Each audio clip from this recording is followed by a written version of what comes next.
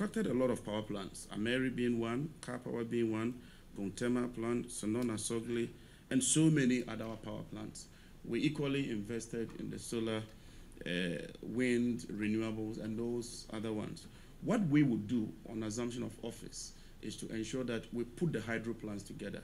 We want to restructure the whole power sector so that Buidam and Akosomo being hydro, they would concentrate on the hydro. Then you have what you call a Ghana thermal plant. Then you bring the thermal plants together. Then you can float it through a transparent process for Ghanaians to own that stake. Ghanaians ought to be considered first.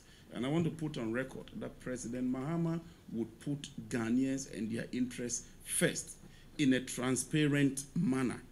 And so that is what we would seek to do. We would also seek to ensure that we increase generation capacity to meet demand. We cannot afford to go back to load shedding. And so we would also work on the transmission sector. When we were in office, we did a lot of upgrading. We moved a lot of the lines from 161 to 330.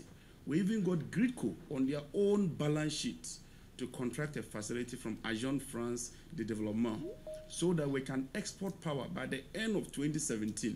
And based on available records in Parliament, Gridco would have generated $24 million per annum from that project alone.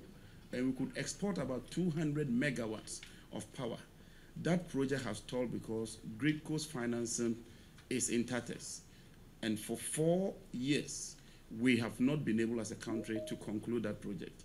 When President Mahama assumes office, 7th January, he will put into action immediate steps to ensure that we complete that project, because that would then mean that we'll be exporting more power, generate more foreign revenue, and then improve the economy.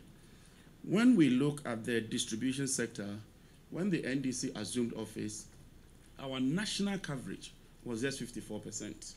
In fact, in the 3 northern regions, it was just about 24%. Under President Mahama, we pursued an aggressive policy to increase access. And by the time we're leaving office, we had increased access to about 84%. That is quite remarkable. Today, as I speak under President Akufo-Addo, they have increased access over the past 4 years by just 2 percentage points. And so we were on course to achieve universal access to energy by 2020. This government has reviewed it and taken it to 2030. Let me assure all of you, those who normally write in their homes and their villages, that no light, no vote, on assumption of office, President Mahama will review the 2020 target to 2025. We have done it before. We have achieved that stake before.